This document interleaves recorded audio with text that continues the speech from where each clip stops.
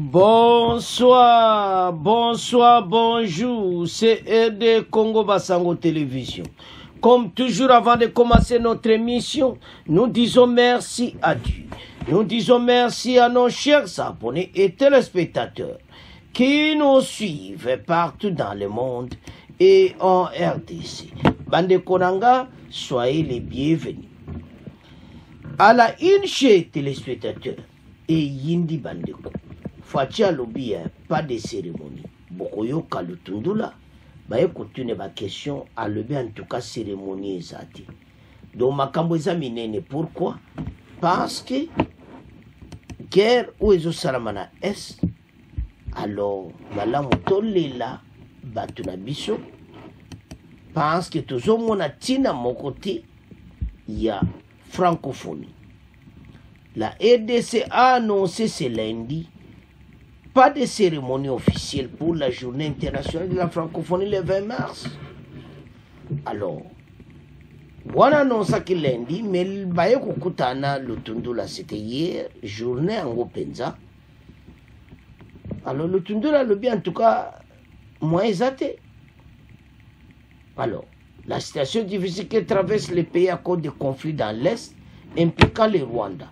Cette décision intervient malgré l'importance du français et de la francophonie dans les pays, qui est le plus grand pays francophone après la France, selon les chiffres de l'organisation internationale de la francophonie. Donc, biso dans un grand pays francophone après France.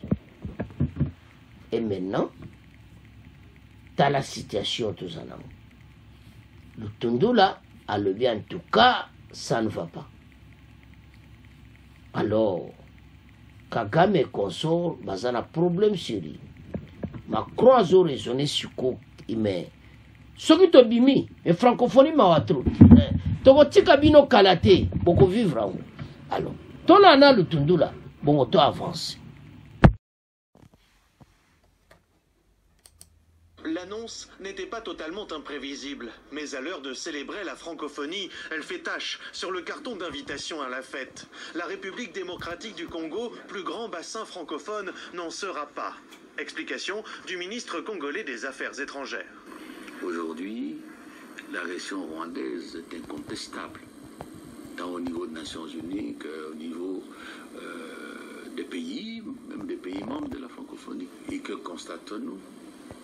La francophonie institutionnelle, l'OIF, est silencieuse, indifférente, comme si de rien n'était. Alors que nous avons des valeurs communes, dont l'OIF a la charge d'assurer la promotion et le rayonnement. Est-ce que c'est normal que nous puissions nous célébrer? Célébrer, je le répète, c'est fêter. Et voilà pourquoi on a dit on ne célèbre pas. Une position trop molle selon certaines organisations de la société civile qui auraient préféré voir Kinshasa organiser un deuil symbolique en cette journée dédiée à la francophonie.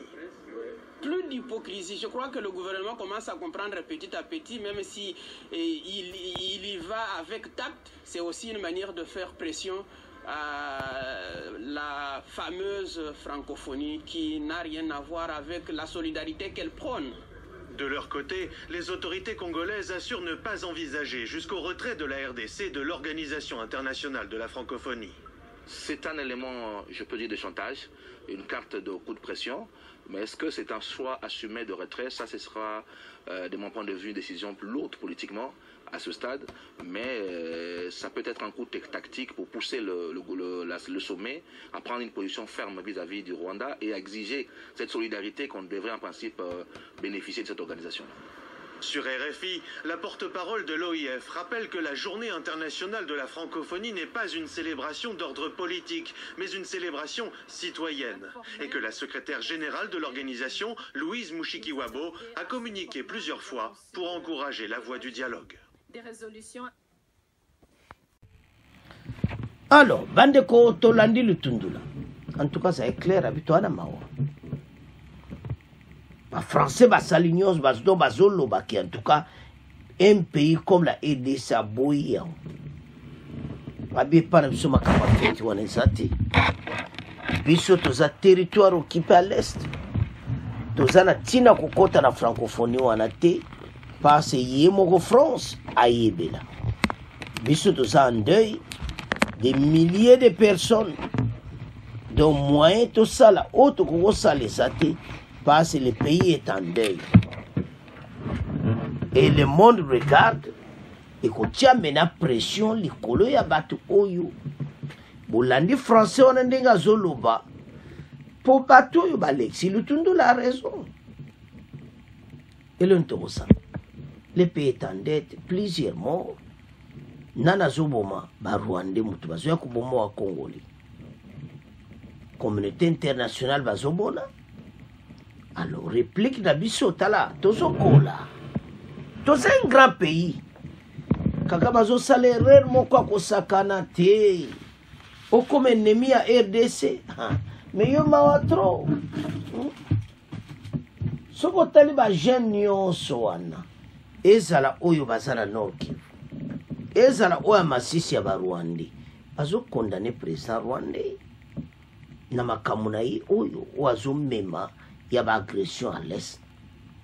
Alors la situation francophone eza mobulu bandeko boyebi absence na biso kaka ndenge esalami boye bandeko ezali mobulu c'était hier biso tozati omoni lutundula baye koloba na ye mais ya lobi moyen te moyen toparticipe eza te eza ya koyinda esi eyindi eyinda kaka.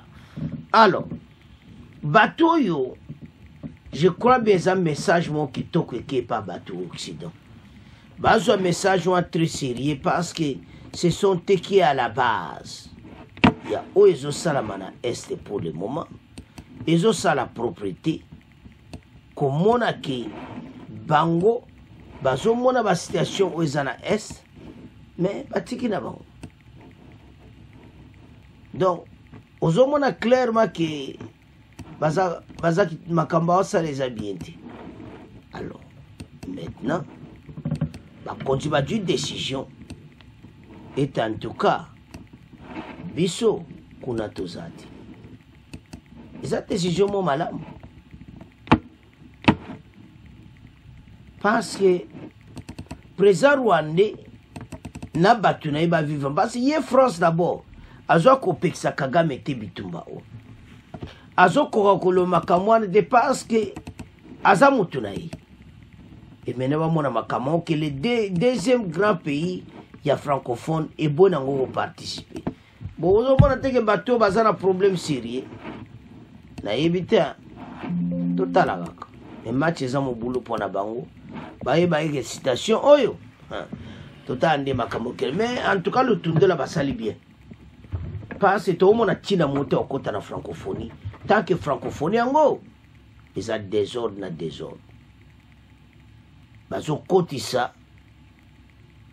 neti bazomona bien mboka ndenge nde bato baosala me bazoloba eloko te donc kala te mpe badesio nde ebandi boye kala te tokobima na francophonie tochange balangue na biso mpo baeuropéen totika bango. Alors bana mboka bopartage tokoma tika ngo na bino boyede bopartage chaîne oyo ya monene. Au revoir, à la prochaine.